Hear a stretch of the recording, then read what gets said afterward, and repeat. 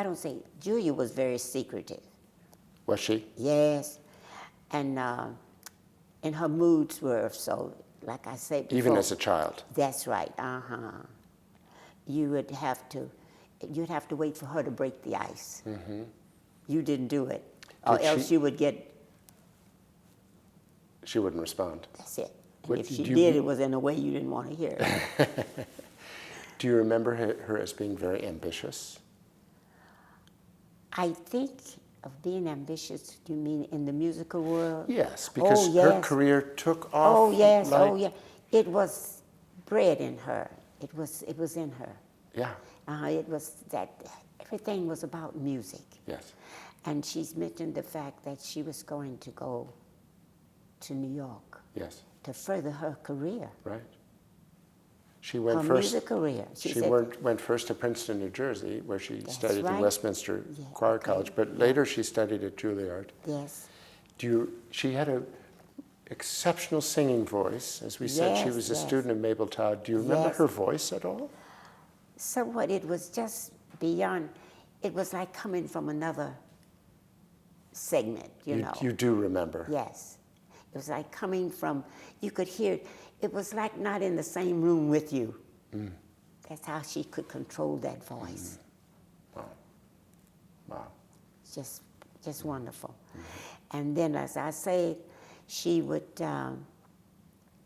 if she had lunch, I think Lucy used to say if she had lunch, she would like to do it by herself because she would be studying her music. Mm-hmm. Strong introvert. That's right. That's it. So I'm interested in your memory of the Perry children. So I want to read this to you. Okay. This was an interview that was conducted with Kermit Moore, also a very important musician. Yes. So it says, Julia attended the Spicer Observation School for Talented Children, run by the University of Akron, not far from her home. Mm-hmm. The eminent musician Kermit Moore, who was 5 years younger, grew up 1 block away. So they were on Scott Avenue. Right there, on Scott Avenue. And Julia was on Berg. That's right. That's right. He recalled her as an outgoing, cheerful, aggressive tomboy who would suddenly ride off on his bicycle, then leave it unceremoniously at the playground while she played baseball. She was athletic, excelling in track and baseball. They both sang in the Moore Junior Singers, a select group formed by Kermit's mother. Mm-hmm. This group of children performed in elegant blue and white robes at church teas and other affairs, and they were also heard on WTAM radio.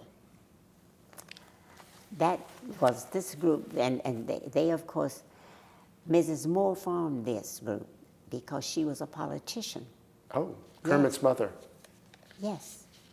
What kind of politician? I think she was Republican, if I'm not mistaken. But was she school committee or was she city council? Or? She was aspiring to be a council person, I think. Yeah.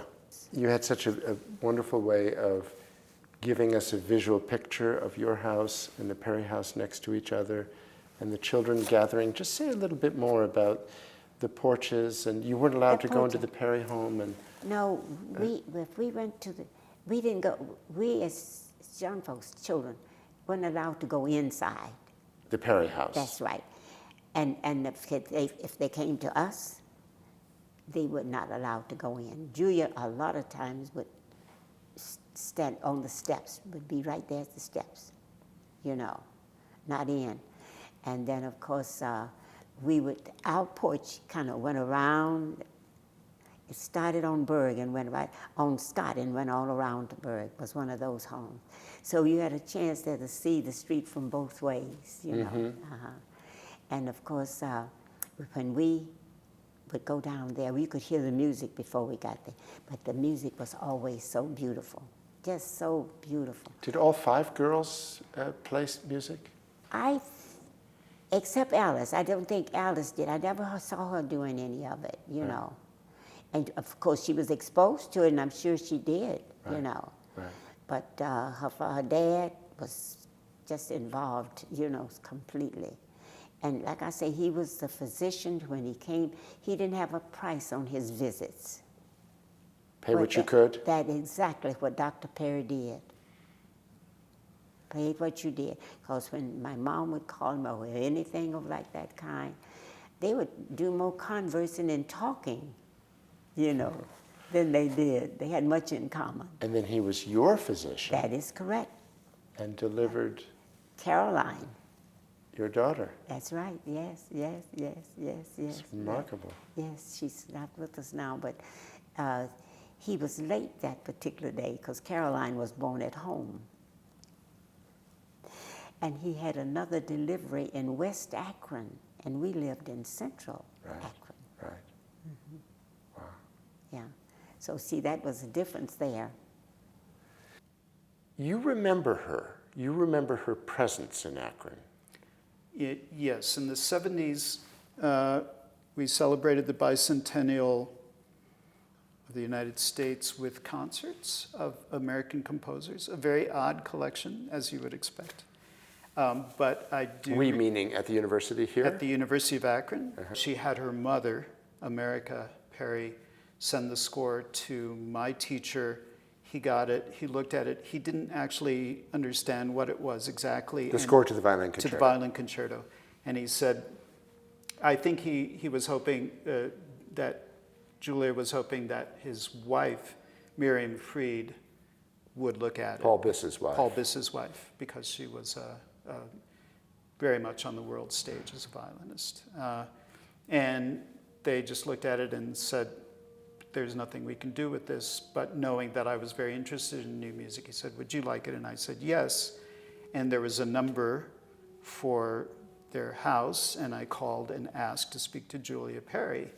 And her mother said, this is her mother, America, and I'm sorry she can't talk, but she's sitting right here. She had lost her ability to speak after the stroke, right? Yeah. And lost her ability to write with her right hand. With her dominant hand. So I said, I'd just like to know if I ever have the chance to do this, how can I, who do I talk to? And she said, Carl Fisher has all of the materials. And the person to talk to is Arthur Cohn. At the publisher, Carl Fisher. At the publisher, yeah.